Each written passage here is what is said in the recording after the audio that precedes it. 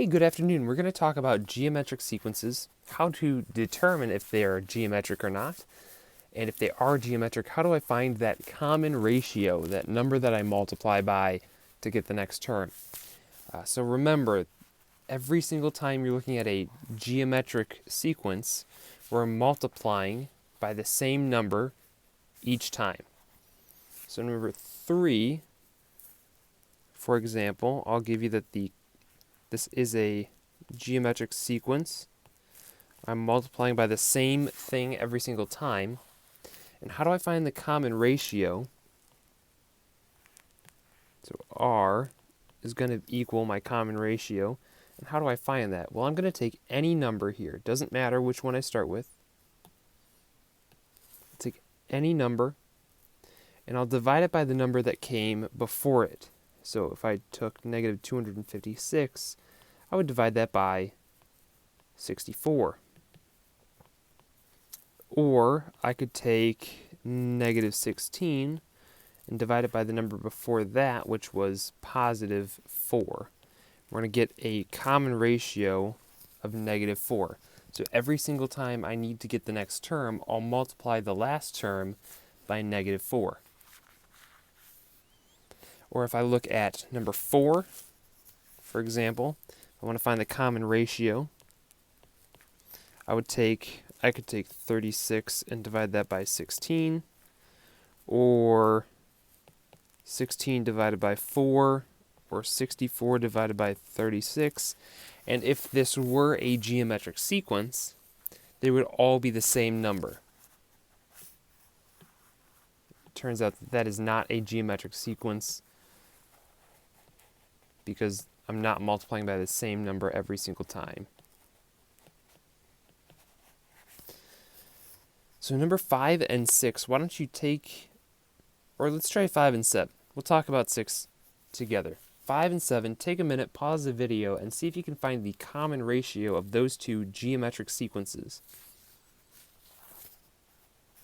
Okay, so you should have already tried these two, 5 and 7. And right now you're just checking the work that you already have completed. Again, take any number here and divide it by the number before it. So 60 divided by 300, or 12 divided by 60. The most common mistake and the easiest mistake to make is to divide the wrong way. So you would do 300 divided by 60. That's incorrect, but it's a very common mistake. So here I'm getting smaller and smaller numbers. I start with 300 and I just get smaller and smaller and smaller numbers. So my common ratio should be a fraction that's less than 1. And I could check this. I could get that's 1/5 or 0.2 if I had a decimal. And how I can check that work, again, I can take 300 and multiply it by 0.2. See if that gets me 60. Multiply that by 0.2. See if that gets me 2.4. And then number 7, again, 63 divided by 9, or 441 divided by 63, or 3078 divided by 441. And all of these are going to give you the same answer because that's a geometric sequence.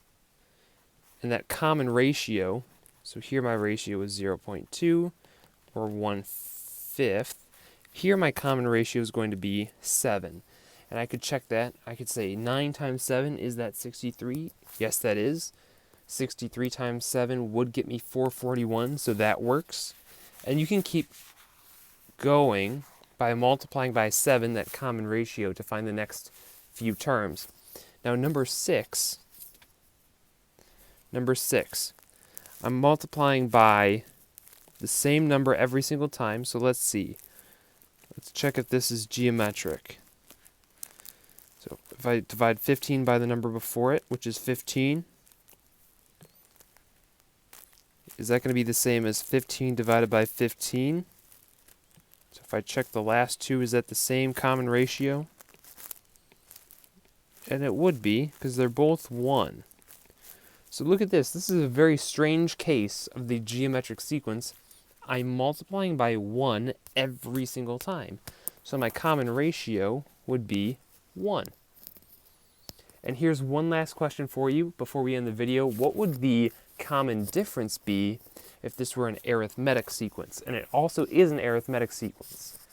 So it is arithmetic. What would the common difference be? What am I adding every single time? And I'll leave you with that, and we'll come back, and I will see you in class tomorrow.